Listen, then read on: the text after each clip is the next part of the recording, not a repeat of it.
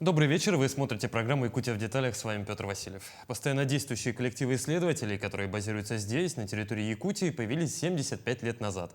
Комплекс научных учреждений «Соран» в Якутии был организован в 1949 году как якутский филиал Академии наук СССР. О том, какой научный путь прошел за эти годы, что предстоит ученым в ближайшее время, мы сегодня поговорим с нашими гостями.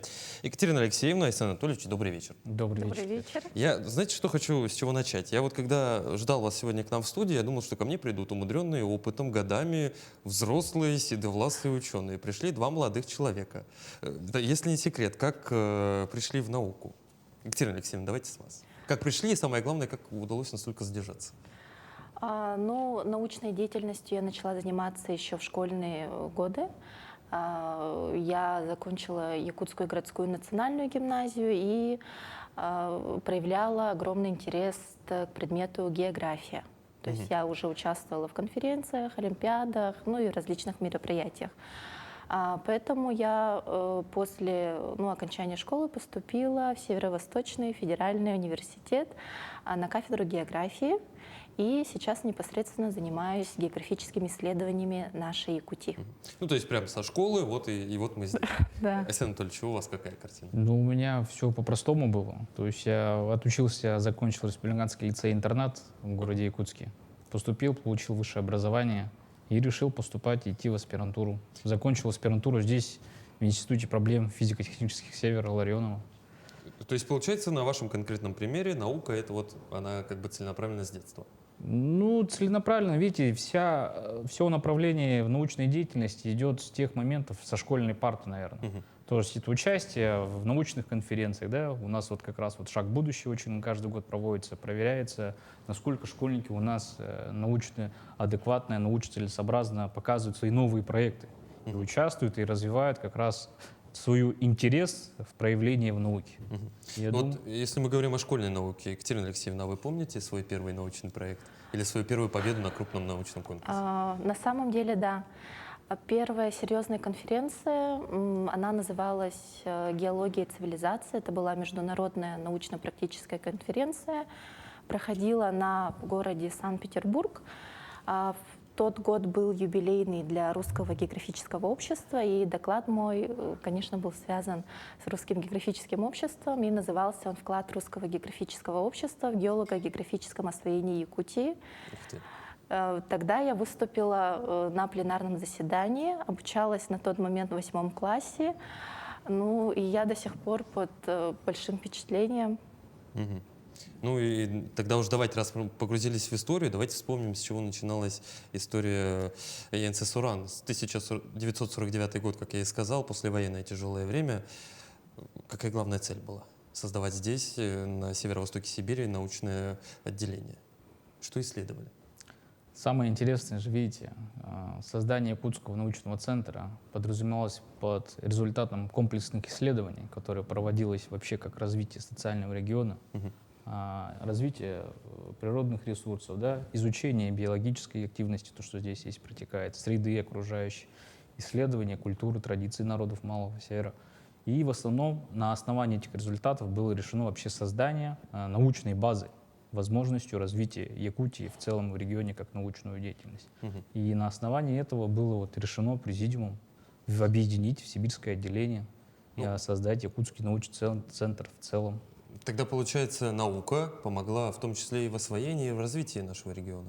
Да. Вся наука это как раз и является только с освоением. Только освоение как раз и наука будет продвигать, и научная часть как раз в этом и говорится. Екатерина, да, в настоящее время у нас функционирует 7 научных институтов и головной центр. С 2022 года ЕНЦ «Соран» стал федеральным исследовательским центром. И с 2022, да, то есть объединение нескольких институтов в одну федеральную структуру. То есть раньше это под ФАНО было, сейчас это непосредственно как федеральный исследовательский центр идет. Получается, централизация, да, основных всех научных направлений, которые, в принципе, перекрывают тот комплекс исследований, который ранее проводился. То есть и как развитие региона в целом, и разведка месторождений полезных ископаемых, и изучение биологии.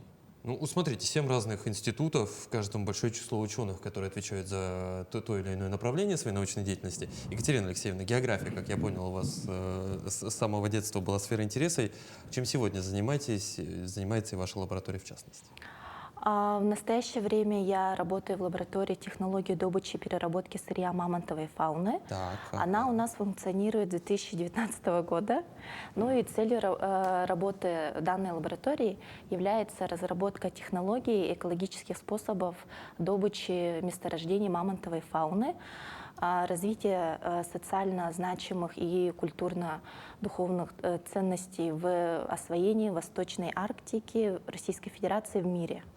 То есть я сейчас непосредственно занимаюсь, работаю с ГИС-технологиями, дистанционным зондированием Земли, дешифрированием данных. Ой, какие умные слова у нас пошли. Мы на них остановимся. Дешифрирование данных. Да, и работаю с космическими спутниками, беспилотно-летательными аппаратами. Все, что связано с ГИС-технологиями. То есть, правильно я понимаю, вы из космоса разведываете места, где можно заниматься разработкой мамонтовой кости? Да. Это вот и есть то самое экологичная добыча, Да. правильно?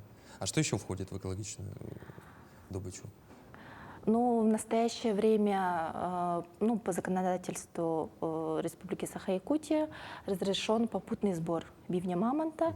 Мы же, благодаря мониторингу труднодоступных территорий с использованием дистанционных методов, сбавляем такую вот негативные последствия экологической нагрузки. Да? То есть своими разработками, технологиями. Также мы в лаборатории разрабатываем способы хранения ископаемой мамонтовой кости, бальзамирования, то есть все, что связано с материаловедением. Слушайте, а как со спутника можно увидеть, где располагаются залежи мамонтовой кости? Я понимаю, да, вот есть где-то пласт вечной мерзлоты, возможно, где-то она обвалилась, там что-то из нее, извините, торчит. Как это можно увидеть с космоса? Сейчас проводятся научные исследования. Тема с исследованием ископаемой мамонтовой кости именно в труднодоступных территориях Арктики — это непосредственно работа моей кандидатской диссертации. Позже, я думаю, будут опубликованы более детальные данные. Мне очень-то интересно, как можно мамонтовую кость разглядеть из космоса. Айсан Анатольевич, какой фронт работ научных интересов у вас? Основные направления — это непосредственно разработки и создания новых композиционных материалов в условиях Арктики и Севера России. Ага. Вся направленность — это только на создание технологий материалов. То есть, что это за материалы? к этим материалам можно отнести полимерные композиционные материалы. Да? Вот сейчас в последнее время очень актуально вместо стали использовать такие вот материалы, которые, в принципе, они очень легкие по весу, непосредственно более устойчивые и более прочные. Как мы знаем, сталь в свое время имела какую-то часть рынка, да? Но мы понимаем, что с развитием региона и новых технологий, помимо стали, нужно искать новый материал. Как раз лаборатория занимается разработкой новых материалов. То есть мы разрабатываем и пытаемся найти этот самый новый материал, правильно? Да, то есть комплекс исследований, который мы проводим в рамках лаборатории, мы же должны понять, как это работает в наших условиях.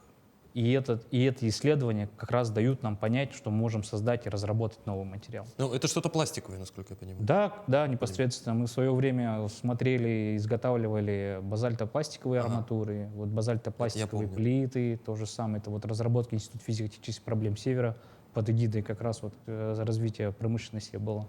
Всю научную деятельность как раз занималась Институт физико-технических проблем Севера. Возможность там создания новых пластиковых труб. То же самое базальтовых, стеклопластиковых труб, как раз, которые можно было использовать в наших магистральных сетях и тепловодоснабжения.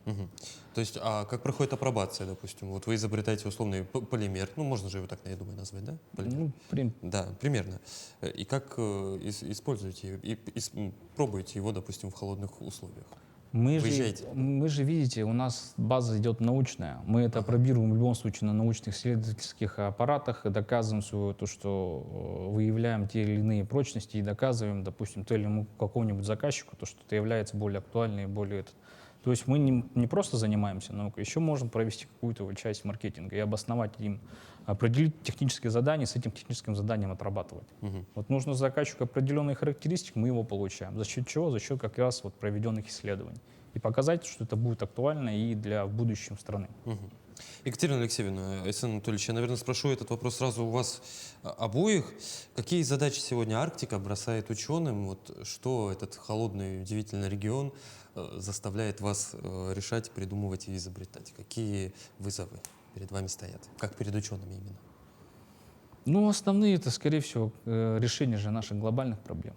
Мы хотим, чтобы было развитие удобства для человечества. Вот вся эгида ученых — это решение проблем. Почему у нас институт называется институт проблем? Нефти, газа, институт физико-технических проблем. И это все учение как раз вот и проводят ученые непосредственно в лице нас, молодых ученых. И мы пытаемся это как бы поддерживать и решать. Ну и, безусловно, социально-экономического развития Арктики. Вот давайте тогда на нем остановимся сегодня поподробнее, Екатерина Алексеевна. Мамонтовая добыча, она же все-таки большой вклад вносит в экономическое развитие арктических регионов. Как с этим дела? Есть ли какие-то научные связки у вас? Может ли ваше исследование, это я к чему спрашиваю, может ли ваше исследование ускорить, увеличить число добываемой мамонтовой кости? Безусловно, да, потому что мы работаем непосредственно с местонахождениями, да, массовыми скоплениями, по-другому называют их кладбище мамонтовой фауны. Многие об этом знают. Но на самом деле, когда говорят мамонтовая фауна, все представляют бивень мамонта, да, то есть мы можем увидеть в лавках сувенирной продукции из мамонтовой кости. Но на самом деле в мамонтовая фауна входят и другие виды уникальных животных. Да, многие, наверное, кто посещал музеи, да, интересуются темой, связанной с мамонтами, знают. И когда происходит такая вот добыча именно бивня мамонта, мы теряем ценные, уникальные палеонтологические находки, которые, к сожалению, очень часто не доходят до ученых. А есть ли вообще какие-то прогнозы, какие-то расчеты, сколько там еще внизу осталось мамонтовой кости? Какой вопрос интересный, да? Сколько мы можем еще копать, и причем это же мы тоже наносим определенный вред экосистеме, потому что мы вскапываем землю, она еще, скорее всего, быстрее тает. Но это на мой обывательский ненаучный взгляд. Ну, на самом деле, да, есть работы, прогнозы, да, ресурсные оценки, но хотелось бы сказать, что развитие вот арктических территорий, во-первых, это труднодоступные территории, не все смогут, смогут осваивать, да, то есть проводить раскопки, там, выкапывать бивни мамонта на ходу. Поэтому мониторинг своевременный труднодоступных территорий — это очень актуально в наше время. Ну и поможет избежать в том числе и браконьерства, я думаю, которое, в принципе, сейчас развито. Александр Анатольевич, вы сказали, что институт проблем крилитозоны и территории Севера. На мой взгляд, самая большая проблема, наверное, которая Арктику нашу в том числе затрагивает, это глобальное потепление. Есть ли какие-то наработки о том, что вот мы можем сдержать его? Ну, к сожалению, я думаю, это не По крайней ко мне мере, вопрос, в пределах, да, я понимаю, в Я пределах могу ответить. республики. Я думаю, Давайте, она Екатерина ответит Алексеевна. лучше, да, конечно. Просто вы сказали сами про проблему, поэтому я и начал про проблему. Да, у нас арктическая территория ежегодно подвергается эрозионным процессам, да, которые происходят естественным образом, антропогенному воздействию, да, тоже связано, например, с поисками и добычей бивня мамонта. И самая такая большая проблема, которая дискутируется и в России, и в мире, это изменение климата. То есть процессы происходят намного динамичнее, быстрее. Ну и нужно уметь адаптироваться, потому что во время эпохи жизни мамонтовой фауны, да, такие яркие представители из-за изменения климата вымерли. То есть мы сейчас изучаем причины их гибели, да, закономерности их распространения непосредственно в криолитозоне, ну и другие факторы. Ну, затормозить мы этот процесс пока самостоятельно не можем. Нужно, я так понимаю, консолидированную силу не только научного сообщества, но и любого сознательного гражданина нашей страны. Александр Анатольевич, мы сегодня много говорим о молодых ученых. Вот, на ваш взгляд, чем сегодня завлечь молодежь в науку? Надо ли ее завлекать? Может, она сама уже активно проявляет участие? Ну, видите, в любом случае, в любой сфере, как вы знаете, кадров не хватает, поэтому в научной сфере завлечение всех вот этих вот мероприятий, которые сейчас проводятся, в принципе, Должно хватать. Мы постараемся, чтобы завлекать, агитировать, показывать, на что мы способны, то, что у нас есть хорошие возможности развития, карьерного роста. Также стимулируем их в заработной плате непосредственно, если кто-то приходит с других регионов. Научная часть в том-то и дело, что развитие карьерного роста, оно есть всегда и будет. Потому что наука же не останавливается только на каком-то генеральном директоре, а как развитие науки идет и в дальнейшем будущем. Тогда давайте поговорим о том, какая карьерная лестница у ученого и как стать вообще ученым, с чего начинать. Ну вот на вашем пути мы поняли, что это основной этап, это школа. Что дальше? Ну, школа, университет, аспирантура, Ну и, конечно же, трудоустройство. и научные труды, правильно? Самое интересное сейчас в последнее время очень сильно развивается как раз вот привлечение молодежи в науке. И очень много университетов, федеральных программ, которые идут у них, очень хорошо завлекают уже будущих научных сотрудников. Привлекают, давайте. Привлекают, да. Ага. И самое интересное, у них и есть хорошие ставки, не ставки, как сказать, обосновать, Должности. должности, да, которые, в принципе, заинтересованность и влечение студентов, оно сильно отражается как раз на развитии. Ну, у нас целый нацпроект в стране действует. Наука, вполне возможно, насколько я знаю, он сохранится в следующем году. Я уверен, что и в рамках него тоже будут создаваться новые различные технологии. Арсений Анатольевич, Екатерина Алексеевна, давайте вернемся к обсуждению нашей сегодняшней темы. 75 лет вашего научного центра. Предлагаю вспомнить коллег ваших, с которыми, возможно, вы работаете. Это настоящие ветераны отрасли.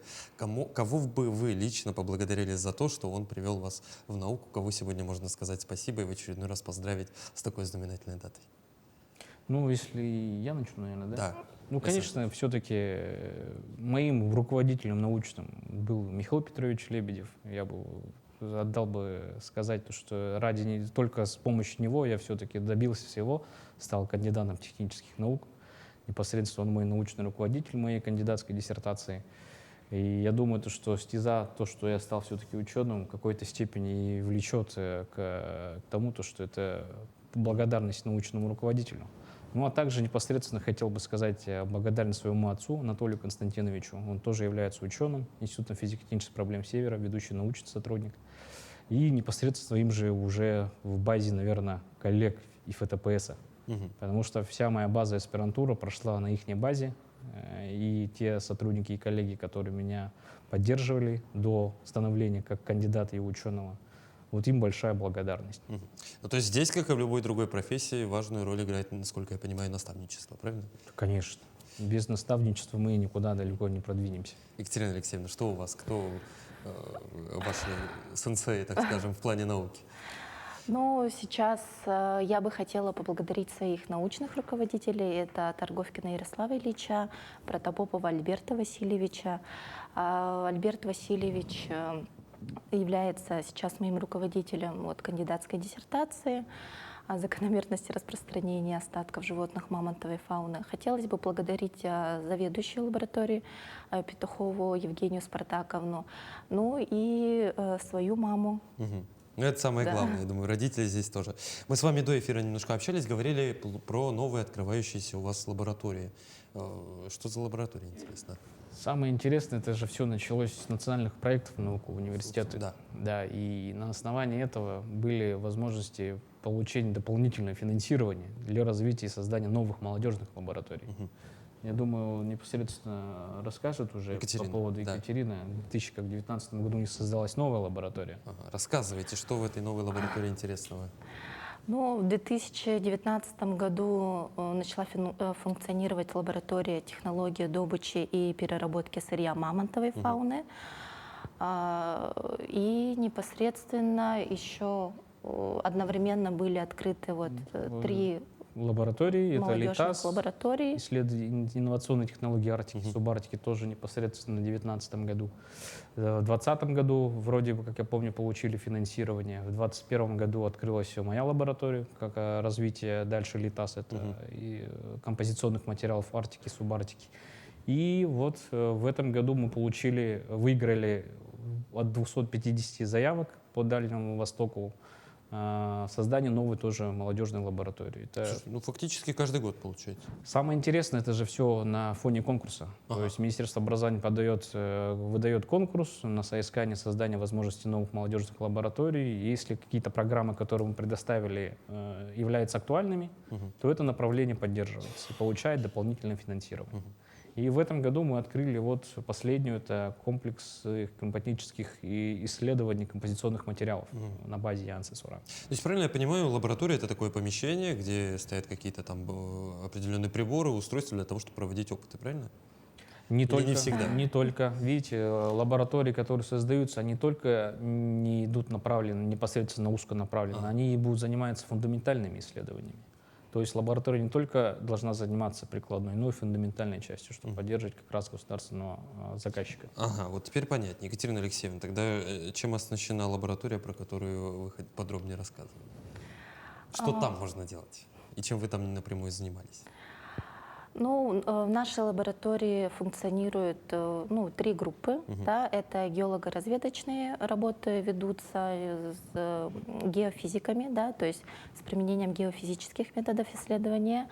А группа по ГИС-технологиям — это вот дистанционное зондирование, и по материаловедению. Туда входит анализ композиционных материалов, способов разработок хранения ископаемой мамонтовой кости, 3D-моделирование и разработка сувенирной продукции. Ну, последнее, думаю, самое главное. Все-таки. Давайте поговорим вот о чем. Все федеральные исследовательские центры, которые расположены у нас в арктической зоне нашей страны, они же участвуют в выполнении арктической программы, которую причем инициировал Якутский научный центр. Что за программа, какие у нее направления? Почему именно Якутский научный центр стал флагманом этой программы? Как так получилось? Ну, инициатором все-таки это был наш генеральный директор Лебедев Михаил Петрович, объединив вот этих 7 федеральных ФИЦов под одну эгиду с одной целью. Это как развитие комплексных исследований для улучшения развития в регионе, макрорегиона, арктических зон, которые покрыты данные ФИЦы. И относится к социально-экономическому развитию тех регионов, которые непосредственно не находятся. Это Кольский ФИЦ, Дальневосточный ДВО РАН, который относится непосредственно Сибирское отделение города Новосибирска, верхней арктической части зоны. Томские вроде бы еще входят. И непосредственно там еще пару федеральных исследовательских центров. То есть вся цель данных проведенных мероприятий говорит о возможности проведения дополнительных междисциплинарных исследований, чтобы брать не только одно направление, как Арктика, да, в регионе в целом, которое относится к макрорегиону, а непосредственно направление как материаловедение с биологическими исследованиями. То есть это же интересно. Развитие как раз 2 разных исследований, области исследований в одно направление. Ну, я, насколько понимаю, Арктика-то у нас общая, по сути-то, по всей стране. Мы же можем и свои проблемы, свои наработки, свои решения масштабировать и на другие регионы, правильно? Я вот уверен, что вы с коллегами из других арктических... Видите, самое интересное, то, что мы же все-таки говорим о Арктике как в целом. Мы живем сами в Арктике, поэтому не сильно не говорим и не афишируем то, что в экстремальных условиях, то, что проживают данные регионы, и все исследования как раз возникают именно на исследованиях экстремальных условиях, низких температур. Тем не менее, на мой сугубо ненаучный взгляд, якутская Арктика, она отличается, допустим, от той же Арктики. Вот сейчас я по своим знаниям по географии, по-моему, окажусь в Мурманске. Есть Арктика? Ну, в Архангельской области, допустим, где-то там, мне кажется, есть арктическая зона. Нет? Да, относится к арктической зоне вроде бы, да. С коллегами взаимодействуете, они как-то что-то говорят. Можем ли мы перенимать их опыт или, наоборот, делиться нашим, что еще лучше, я думаю? Самое интересное же, видите, научная сфера, она такая, мы в любом случае этим делимся и смотрим наших же и партнеров, и друзей, как они проводят исследования, и сугубо на их и наших результатах и исследований мы проводим дальнейшие разработки. Это не только научные результаты возникают только из наших Якутского научного центра, но и непосредственно наших партнеров, друзей, которые занимаются теми же направлениями и занимаются развитием социально-экономического развития в целом как науки. Екатерина Алексеевна, есть что добавить? Ну, сейчас активно рассуждают о том, что холод — это ресурс, да, ресурс, которым обладает Якутия, да, это уникальные свойства и возможности, которые мы можем применять в исследованиях непосредственно. Ну, то, во-первых, наша вечная мерзлота, которую мы еще не знаем о том, сколько она секретов еще хранит, и что нам на нашем веку удастся посмотреть. Александр Анатольевич, помимо Арктики, где еще можно применять те разработки, которые, вот, собственно, о тех полимерах, о которых мы говорим? Условных полимерах, я понимаю. Самое интересное, видите, лаборатория же не только нацелена на развитие Арктики, она направлена вообще для всех направлений. Мы просто говорим о тех условиях климатических суровых, которые подвержены в нашем регионе те или иные материалы. То есть непосредственно вся цель — это тоже изучение космоса, если мы берем, да, то есть развитие вот этих вот материалов для отрицательных температур, и для космических аппаратов, и для двойного назначения тех или иных деталей машин, конструкций и всего остальное. То есть та наработка, о которой мы говорим о экстремальных условиях работ, конструкций, деталей. То есть опять о том же, о чем говорит Екатерина, холод — это ресурс, который нам позволяет прокачивать самих себя вот и в том же направлении. Даже мы же в космос можем космические детали уже, получается, строить. Различные. Мы можем это все делать. Ага. Можем. Нам главное только нужно финансировать, и мы вам ракету запустим. Дом в космос. построим. Да. Это было бы очень славно, учитывая, А что... другие будут анализировать данные космических Вы снимков. строитесь, Да. значит, получается, спутника. Екатерина с этого спутника, условно говоря, изучает, где можно найти мамонтов у нас в республике, мамонтовую кость. Какие еще планы стоят перед вами, молодыми учеными, на ближайшие? Я понимаю, что на 10 лет сложно планировать. Давайте на хотя бы ближайшую пятилетку. Какие научные интересы есть? Что, так скажем, поставить галочку? Ну, видите, самое интересное, я уже все-таки остепененный человек, как кандидат технических наук. После тем этого не уже менее, только место для выше роста. идет докторская. Доктор? Да, непосредственно. Я уже думаю наработать какую-то часть научной главы и уже начать писать докторскую диссертацию. Екатерина, у вас какие планы? Ну, я сейчас на этапе выхода на защиту кандидатской диссертации, на соискание кандидата географических наук. Поэтому планы только Только вокруг, пока вот такие да. условно теоретические, да? Да. Нет желания что-то хочу изобрести, хочу что-то найти, чтобы вот прямо, там, не знаю, чтобы мое имя вписали, так скажем, в доску почета якутских ученых. Самое интересное, видите, если мы говорим о развитии технологий вообще, да, ученый, наверное, вам даст инструмент, чтобы вот это создать. Это Понимаете? очень мудрая мысль. И все исследования — это как раз вот создание того или иного инструмента, чтобы технологи и изобретатели создавали те или иные возможности и материалы. Ну, так получается, что и ученый сам своего рода инструмент же Да, в да, этой цепи. конечно. Все стоит на науке. Мы с вами начали 75-летие вашего института. Давайте все-таки к нему в заключение программы вернемся. Сейчас идет декада мероприятий праздничных, посвященных этой значимой дате. Что еще предстоит? Какие мероприятия запланированы в рамках юбилея? Ну, сегодня у нас прошла встреча ветеранов Янце Соран. А завтра у нас проходит 5-я молодежная научная конференция. 11 ноября у нас планируется книжная выставка в Национальной библиотеке. Следом мы 12-го планируем участие в цифровом алмазе. Федеральный форум. Федеральный форум, да, непосредственно под эгидой главы Александра Сергеевича. И непосредственно уже идет встреча с участниками школ, юных наших будущих адаванов науки. Будущих ваших коллег. Будущих наших коллег, надеюсь. И непосредственно уже торжественные мероприятия, которые пройдут 15 числа. Что ж, в заключение я тогда предлагаю поговорить о ваших будущих коллегах. Екатерина Алексеевна, Александр Анатольевич, давайте каждый из вас сейчас даст по 3 совета тем, кто хочет связать свою жизнь с наукой. Екатерина, начну с вас, по традиции.